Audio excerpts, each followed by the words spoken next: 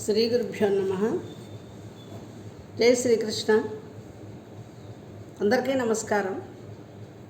రేపు వినాయక చతుర్థి సందర్భంగా ఈరోజు వినాయక మహాత్మ్యం గురించి చెప్పుకుంటూ, వినాయకుని గురించి మన తెలుగు సాహిత్యంలో ఎంతోమంది కవులు అనేక విధాలుగా ఉత్ప్రేక్షించి వర్ణించారు. చక్కని పోలికలతో మనోభిరామంగా మనోహరంగా వర్ణించారు. అటువంటి సాహిత్య అంశాల్లోంచి కొన్ని పద్యాలని ఈరోజు వినాయక చవితి సందర్భంగా అనుసంధానం చేసుకుందాం. ముందుగా వీక్షకులందరికీ వినాయక చవితి శుభాకాంక్షలు తెలియజేసుకుంటూ, ఆ వినాయకుడి యొక్క అనుగ్రహం ఎల్లరికూ కలిగి విఘ్నాలేమీ లేకుండా సర్వకార్యాలు సిద్ధించి మనోభీష్టాలు సిద్ధించాలని ఆకాంక్షిస్తూ, ఒక ప్రాచీన సాహిత్య కవి ఈ విధంగా తన సాహిత్యంలో తన గ్రంథంలో వర్ణించారు. ఎందుకంటే తెలుగు సాహిత్యంలో కానీ ఏ సాహిత్యంలో అయినా సరే కావ్యం రచించినప్పుడు మంగళాంతంతో అంటే ఇష్టదేవత ప్రార్థనతో ప్రారంభిస్తారు. అలా ఇష్టదేవత ప్రార్థన చేసినప్పుడు తమ ఇలవేల్పుల తర్వాత అయినా సరే వినాయకుడిని సరస్వతీదేవిని ప్రార్థించడం అనేది ఒక సాంప్రదాయం. అందులో భాగంగానే భట్టుమూర్తి అనేటువంటి కవిగారు చెప్పినటువంటి పద్యం, దంతాఘట్టితరాజిత చలచలద్గౌరీ స్వయం గ్రాహమున్ కంతుద్వేషికి కూర్చి శైలజకు తద్గంగాఝరీ శాంతి నచ్చంతామోదము మున్నుగా నిడి కుమారాగ్రేసురుండై పితృస్వంతంబుల్ వెలయింపజాలు ఇభరాడ్వక్తృన్ ప్రశంసించదన్. వినాయకుడికి తొండం ఉంది కదా.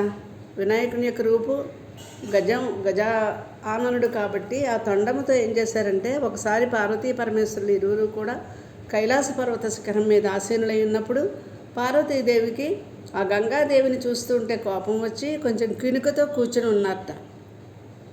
అలాంటప్పుడు పార్వతీదేవి యొక్క ముద్దుల బిడ్డ అయినటువంటి మన స్వామి ఏం చేశారంటే, దంతాఘట్టిత రజత చల, వారిరువురు కూర్చున్నటువంటి ఆ కైలాస శిఖరాన్ని ఒకసారి తన ఏనుగు దంతముతో ఆ శిఖరాన్ని కదిల్చారట. అలా కదల్చడం వల్ల ఏమైంది, ఈ పార్వతీ పరమేశ్వరులు ఇరువురు దూరంగా కూర్చున్న వాళ్ళు దగ్గరికి అవడం జరిగింది, దగ్గరయ్యారు. అటువంటి సమయంలో ఆయన చలద్గౌరీ స్వయంగ్రాహమున్ కంతుద్వేషికి గూర్చి, ఆ కైలాస పర్వతం కంపించినప్పుడు పరమేశ్వరుడికి పార్వతీదేవి యొక్క ఆ ఆలింగన భాగ్యాన్ని, సామీప్య భాగ్యాన్ని కలిగించాడు. అలా అంతకుముందే ఏం చేశాడంటే, అమ్మ యొక్క కోపం పోవాలి, అమ్మకి ఎందుకు కోపం వచ్చింది, గంగానది మీద కదా, ఆ కోపం పోవాలని తద్గంగాఝరీ శాంతిన్, ముందుగానే తన తొండంతో గంగా ఆ శిరస్సు మీద ఉండే గంగలో ఉండేటువంటి జలాన్ని పీల్చేశాడు. అలా పీల్చడం చేత ఆ పార్వతీదేవికి అత్యంతామోదము మున్నుగా నిడి, ముందుగానే ఆమెకు సంతోషం కలిగించాడు. అంటే గణపతి ఆ విధంగా తల్లిదండ్రులకు అక్కడ సంతోషాన్ని కలిగించాడు. కుమారాగ్రేసరుండై, వారికి కలిగినటువంటి ఇద్దరు సంతానంలో ఈయన అగ్రకుమారుడు. కుమారస్వామి కంటే అగ్రేసరుడు కదా. అందువలన తల్లిదండ్రులకు సంతోషం కలిగించడమే తన భాగ్యంగా భావించే వినాయకుడు పితృస్వాంతంబుల్ వెలయింపజాలు, తల్లిదండ్రుల యొక్క మనస్సుని రంజింపజేసేటువంటి ఆ వినాయకుడిని నేను ప్రార్థిస్తున్నానని కవిగారు ఎంతో చమత్కారంగా ఈ పద్యంలో అన్వయించారు. అలాగే దీపాల పిచ్చయ్య శాస్త్రి గారు అనేటువంటి ఒక మహాకవి గారు ఈ విధంగా పద్యాన్ని మనకి అందించారు. ఆ ప్రాచీన సాహిత్యం, ప్రాచీన కవులు అప్పటికీ ఇప్పటికీ రాస్తున్నటువంటి కవుల యొక్క సాహిత్యం ఉండడం చేతనే మనకి అనేకమైనటువంటి ప్రాచీన విషయాలు, సాంప్రదాయాలు, సంస్కృతి పరిరక్షణ ఇలాంటి విషయాలన్నీ తెలుస్తున్నాయి. ఒకనాడు బాల వినాయకుడు సాయంత్రం సమయంలో పరమేశ్వరుని దగ్గర, తండ్రి గారి దగ్గర పడుకుని ఉన్నట్ట. అలా పడుకుని ఉన్నప్పుడు పరమేశ్వరుని యొక్క శరీరాన్నంతటినీ కూడా ఆయన పరిశీలించి చూశారు.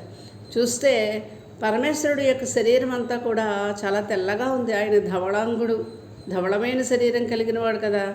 కానీ కంఠం దగ్గర మాత్రం నల్లగా ఉంది. ఆయన గరళకంఠుడు కదా, విషాన్ని తిన్నాడు ఒకసారి. అందువలన నల్లగా ఉంది. అందుకని బాల వినాయకుడు తండ్రి గారిని అడిగట, ఏమండి నాన్నగారు, మీ శరీరం అంతా కూడా తెల్లగా ఉంది కానీ కంఠం ఎందుకు నల్లగా ఉంది అని అడిగితే ఆయన క్షీరసాగర మదన వృత్తాంతాన్ని, అప్పుడు విషం తినక తప్పలేదని, అందువలన తాను విషాన్ని భక్షించానని చెప్పడం జరిగింది. వెంటనే వినాయక స్వామి అన్నట్ట, జనకునకున్ విషం బిడిన సాగర తోయములన్నీ నేలపాలొనరగ చేతునంచు. జనకునకున్ విషం బిడిన సాగర తోయములన్నీ నేలపాలొనరగ చేతునంచు కరమూదిన. గౌరియు చూచి వద్దురా తనయ, సురేంద్రు ధాటికట దాగిన మామను బయట వైతువా. సురేంద్రు ధాటికట దాగిన మామను బయట వైతువాననగా కరమ్ము తీసిన గజాశ్విని కొల్దునభిష్ట సిద్ధికిన్ అంటున్నారు ఈ పద్యంలో శ్రీ దీపాల పిచ్చయ్య శాస్త్రి గారు. అలాగ మహేశ్వరుడు క్షీరసాగర మదన వృత్తాంతాన్ని, హాలాహల సంభవాన్ని, హాలాహల భక్షణాన్ని చెప్పిన వెంటనే వినాయకుడు తన యొక్క తొండాన్ని తీసి సముద్రంలో పెట్టి సాగరతోయములన్నీ నేలపాలనరగ చేతు. మా నాన్నకి ఇంత కష్టం ఎందుకు వచ్చింది? ఆ సముద్రాన్ని మదిస్తే వచ్చిన విషం వల్ల కదా. అందువలన సముద్రంలో నీరే లేకుండా చేస్తాను, ఇంకింపజేస్తాను అని తొండము సముద్రంలోనికి పెడుతూ కరము అంటే తొండం కదా, ఆ తొండం పెట్టేసరికి పార్వతీదేవి అందుట, వద్దురా తనయా, వద్దు తండ్రి నాయన అలా చెయ్యొద్దురా. అది ఎందుకు చెయ్యొద్దమ్మా అంటే, ఒకానొకప్పుడు ఇంద్రుడు పర్వతముల యొక్క రెక్కలను ఛేదించడానికి పర్వతాల వెనకాల పరిగెట్టాడు. చాలా పురాణాల ప్రకారం మనకి పర్వతాలకి రెక్కలు ఉండేవని, అవి రెక్కలతో ఎగురుతూ ఉండేవని కథ. అప్పుడు దేవేంద్రుడు పర్వతముల యొక్క రెక్కలను ఖండించాడు. అలాంటప్పుడు ఈ పార్వతీదేవి యొక్క అన్నగారైనటువంటి మైనాకుడు, ఆ మైనాక పర్వతము సురేంద్ర ధాటికట దాగిన ఆ ఇంద్రుని బారి నుండి రక్షించుకొని సముద్రంలో దాక్కున్నాడు. ఎవరు? మీ మేనమామ, పార్వతీదేవి యొక్క అన్నగారు, మేనక యొక్క కుమారుడు, మేనకా హిమవంతుడి యొక్క కుమారుడు మైనాకుడు. నీ మేనమామ అక్కడ దాక్కున్నాడు కదమ్మా ఇంద్రుడికి భయపడి. ఇప్పుడు ఈ సముద్రంలో నీళ్ళన్నీ నువ్వు తీసేస్తే మీ మామయ్య ఎక్కడున్నాడో ఇంద్రుడికి తెలిసిపోతుంది.